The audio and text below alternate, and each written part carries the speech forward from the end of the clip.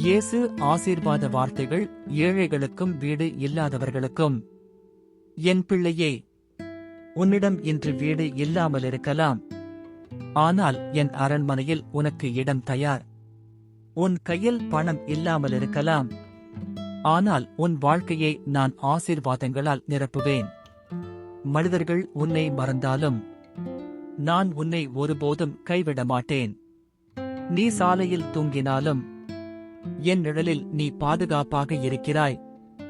இன்று நீ அழுகிறாய், ஆனால் நாளை உன் கண்ணீரை நான் ஆனந்தமாக மாற்றுவேன். நம்பிக்கை விடாதே, நான் உன்னோடு இருக்கிறேன், பயப்படாதே. கர்த்தர் என் மேய்ப்பர், எனக்கு குறைவில்லை.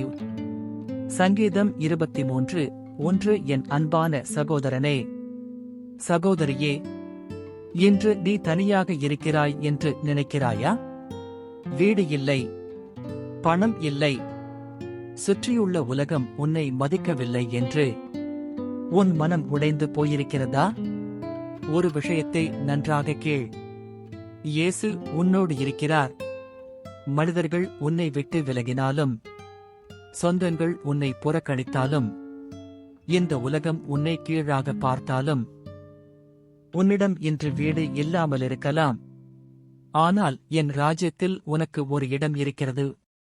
இன்று நீ தெருவில் தூங்கினாலும் நீ தேவனின் கண்களில் மதிப்புமிக்கவன். உன் கண்ணீர் யாருக்கும் தெரியாமல் விழுந்தாலும் ஒவ்வொரு கண்ணீரையும் நான் கணக்கில் வைத்திருக்கிறேன் என்று இயேசு சொல்கிறார்.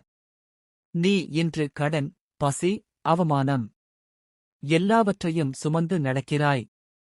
ஆனால் உன் சுமையை சுமக்க இயேசு தயாராக இருக்கிறார். என்னிடம் வாருங்கள், சுமை சுமக்கிற அனைவரும், நான் உங்களுக்கு இளைப்பாறுதல் தருவேன். என் அன்பானவரே, இன்று உன் கையில் பணம் இல்லாமல் இருக்கலாம். ஆனால் உன் வாழ்க்கை காலியாக இல்லை. இயேசு அதை நிரப்பப் போகிறார். நீ இன்று தோல்வியடைந்தவன் என்று நினைக்காதே. நீ ஒரு தற்கால நிலையில்தான் இருக்கிறாய். உன் வாழ்க்கை இங்கே முடிவதில்லை. தேவனுடைய திட்டம் இன்னும் முடிவடையவில்லை. இன்று கதவு மூடப்பட்டிருக்கலாம். ஆனால் நாளை தேவன் உனக்காக ஒரு புதிய கதவை திறப்பார். உலகம் உன்னை ஒன்றுமில்லை என்றாலும் இயேசு சொல்கிறார், நீ என் பிள்ளை, நான் உன்னை நேசிக்கிறேன். அதனால் பயப்படாதே, நம்பிக்கை விடாதே. இன்று இரவு இருட்டாக இருந்தாலும் நாளை ஒளி நிச்சயம் வரும். இந்த வார்த்தையை